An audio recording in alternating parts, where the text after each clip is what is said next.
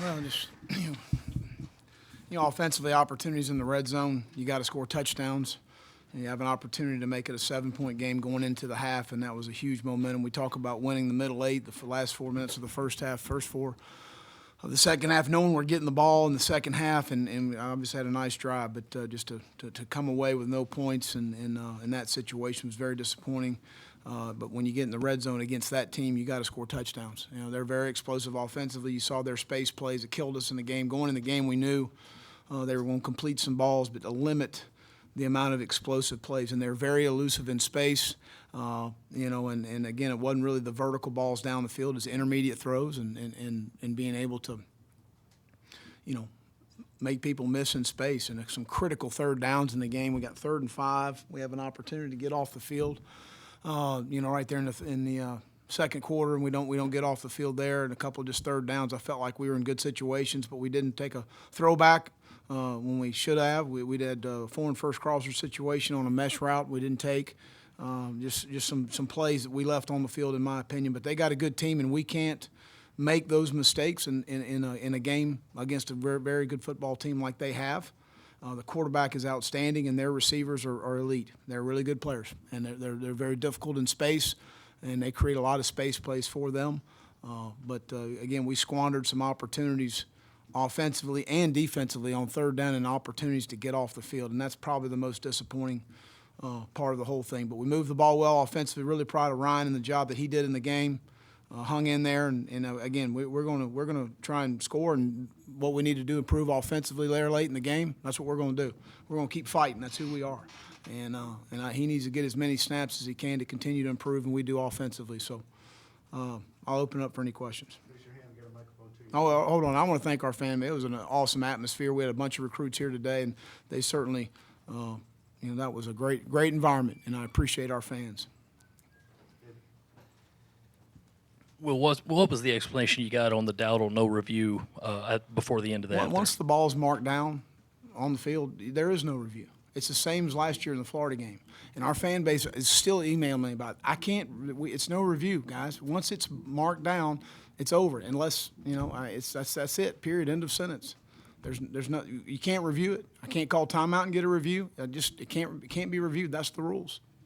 And with some of the other red zone struggles, is it just Alabama's that good? You guys got to go back and look at some other plays, or just what are some of the answers to the struggles? Well, we had the speed sweep with Brian there. We thought we should have blocked it at the point of attack. We let a guy go. We had the edge sealed. We had exactly what we wanted. They did a nice job in some pressure situations of getting some pressure. I thought for the most part we protected the quarterback well against a really good front. 33 and 24, really good on the edges. 99's really good pushing the pocket inside. So we had a firm pocket for the most part as many times as we threw it. Again, we'll go back and watch, David. I can't give you a definitive answer right now, to be honest. There were some different things here and there. I know on that particular play we should have sealed the edge and not let 24 free. We got to get the play started in that situation. I guess you talked going into this week about being a little bit aggressive and trying to get up fast. I know it didn't work at times during the game, but do you feel like it paid off being aggressive at times today? Well, again, Colin, you go into every game, and we talk as a staff throughout the week of what do we need to do to win the game. So it's not just about going for it on fourth down just because we won't want to go for it on fourth down. It's about the situation in the game. It's the field position in the game. It's about a certain punt look or a punt safe look or a punt block look that we get in the game that we look at, and we have somebody in the box saying it's there, and it's all calculated risk on what we want to do. We felt like that the field goal fake was there. We felt like it was there after their, first field goal attempt on the hash. That was the look they were going with in the game. They don't necessarily change up their look. So we knew right then. We got the look. We got what we want. So those are all things that we talk about through the week, and they're up for us every week. Now, we may not get the right look that we want, so we're not able to call it in those situations. So it just all is about the time and the situation, and what is it going to do help us win? That's really the bottom line.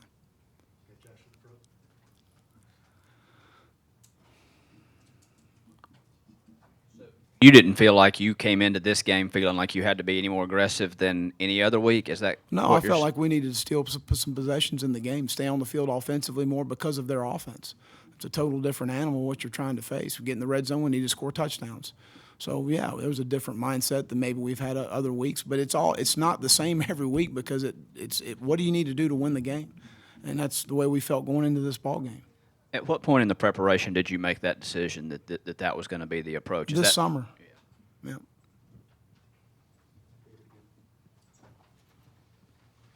Mentioned it with some of the tackling, especially on the Harris fourth down run. Do you feel that the emphasis on trying to strip the ball is maybe taken away? No, they're really good players, and when you play against really good people, those things are going to happen.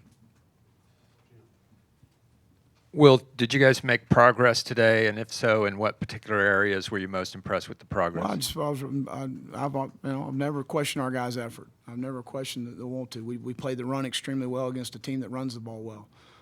We got to do a better job in the passing game, especially as far as the space plays and some of the intermediate and underneath throws, and making some plays in space in those situations. Converting more in the red zone offensively. I mean, some of the things I talked about, but I thought we made some nice strides today. We didn't get what we wanted, and that's to win the game. I know Ryan's performance last week kind of confirmed his competence at the position, Will, but what about his performance today might have also furthered that confirmation with regards to his play today? Well, I think just from a gutsy standpoint of taking some shots in the pocket there against some really good players, going against a really good secondary, and throwing some tight throws. He had some balls dropped. I mean, we had some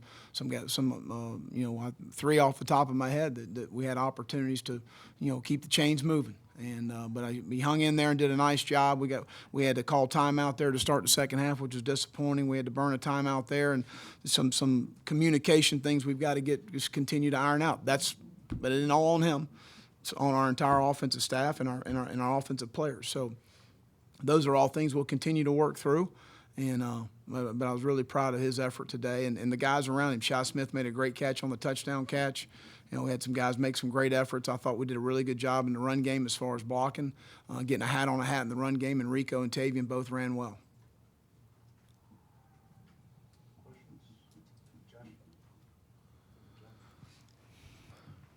What was your message to your players in the locker room? We got a good football team. We're 1-2. We're not where we want to be. We're not where we thought we would be. But we got to continue to circle what we're doing, pull together, and get back to work tomorrow.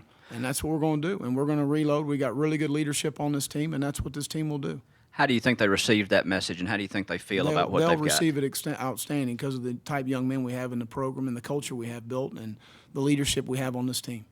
Into the first half, the fourth down, were you going for that all the way? Yeah, I mean, when we fumbled the snap and we bumped back to the 3, Brian and I had a very short conversation, and I felt like we needed to score a touchdown. Retrospect, looking back, you kick the field goal and you go in down 11. You got the ball starting the second half. But, at the end of the day, I felt like we needed touchdowns when we were in first and goal situations going in the game. I gave Brian 4 downs. What did you see on the fake field goal attempt with Mark, with the hold call on Mark Way, and what kind of went into that play design? How did that come up? Well, again, we just felt like we had a good look that we liked, and that was just through a really good job by Coleman Hutzler and our really good execution on our players. Outstanding execution by our players, everyone, all 11. Will, health-wise, just how do you come out of this game? And I guess Drake dressed today, but when do you kind of hope to get him back? You know what? I think Colin's going to be after the bye week just to be full speed. He's running straight ahead fine. That's not the problem. It's when he's got to change direction. It's been an issue. Brad Johnson is going to probably be after the open week as well. Other than that, I think we're fine. Those are the only two. I didn't think we had anything from today. We had a couple guys. We had a sickness go through our team this week, so we've had some guys miss some time, and we had a bunch of guys getting IVs today because of that. But other than that, we're fine.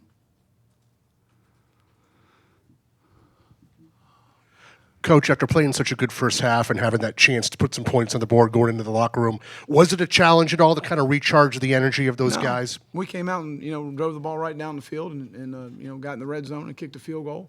Wish we'd gotten 7 out of that. We got to make a stop defensively there. We had to come up with something defensively to get some more momentum going in the game, and we just never could come up with that stop.